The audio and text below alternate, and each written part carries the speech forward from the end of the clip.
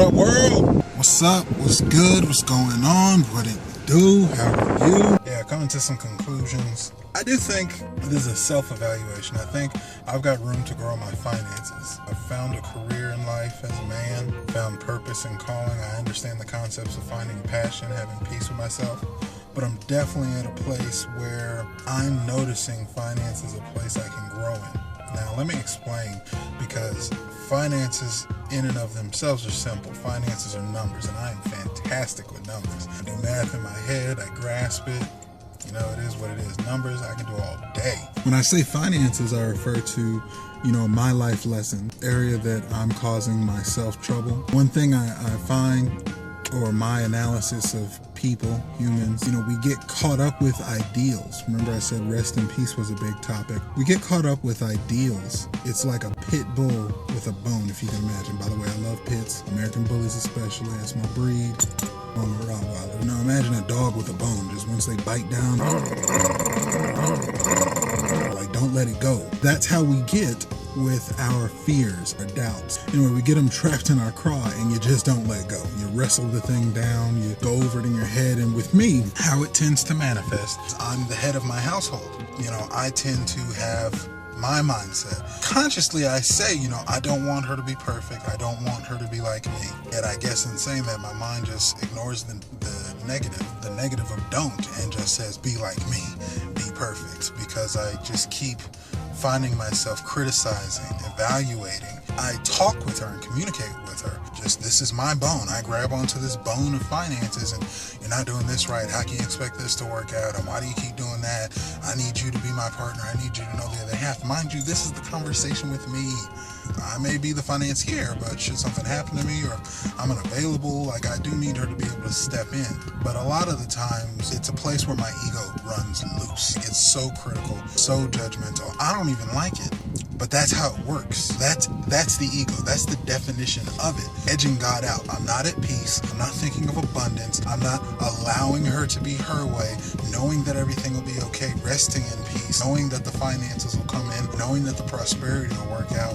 That's not my focus. I'm penny pinching, focusing on lack and poverty. And yes, this is me, somebody who studies, practically worships, and talks about living a life of abundance, allowing, being at peace. We're all human. So this is one of the things that I deal with. Being a head of a household, a man, having responsibilities, a parent, a husband. Obviously, I can't avoid it, but it's how I do it. I do find myself just going on tangents at times, ranting to myself about her decisions and what she's done and what strategy won't work. And I know it's fear, because at the same time, how are we going to make this move happen?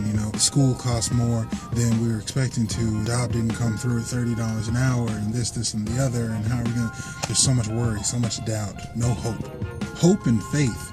Not to say that it's what you live by. You can, but it's not to say it's what you live by.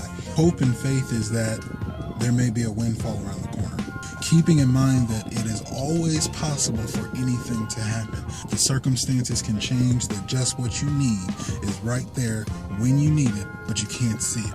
Being a logical person, being a realist, being someone responsible for finances, it's hard to be budgeting when I can tell you financially based on my income what my money should look like for the next however many months. Forecast out the next quarter worth of paychecks, bills, and whatever else. In doing that, it also sets things in a finite order. It sets the expectation that this is the money I'll have. I know when I'm going to be broke, I'm not going to be broke. I know when I'll have extra money, when I won't. And I get so caught up in that because I'm so good at numbers. And numbers don't change. Numbers don't lie. These are the things that I'm at a place where I'm wanting, desiring, and more importantly, just needing rest in finances. Focus my concentration and understanding that the finances will work out.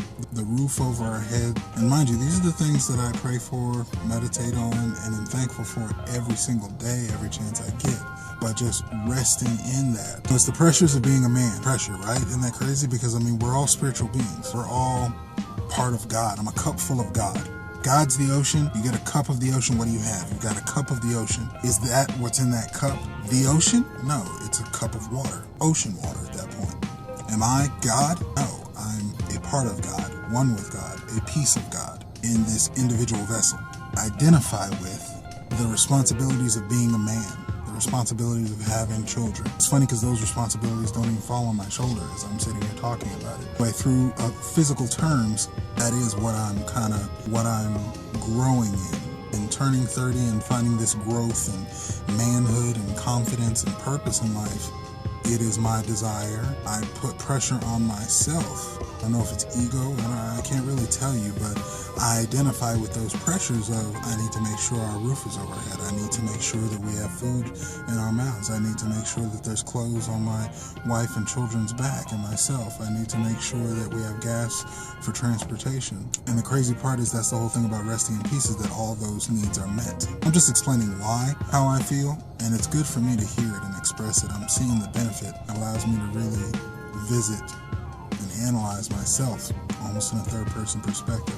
That's got me caught up. And I mean, it's at the point where not like it's just all day, every day or bugging, but when you run a household with a partner, when you're married, when you're parents, typically you are going to have some emails, some text messages, some conversations throughout the day, throughout the week, throughout the month. Hey, this bill's coming up. Hey, this is going to cost this. Some money there for her to take care of her. It's there. It's present in my mind, and just relaxing in the fact that it'll be okay. Relaxing in the fact that it'll be taken care of is something that I still have room to grow in. Life's good, things are good, things are lining up well. Thoughts that are on my mind is, I find to be very important is never knowing it all. Probably heard the phrase, you want to... Is there anything else you want to say? Yes, I do. No, you don't. Yes, I do. I think you're beautiful. I think you're beautiful. Really? Yes. Are you sure? Yes.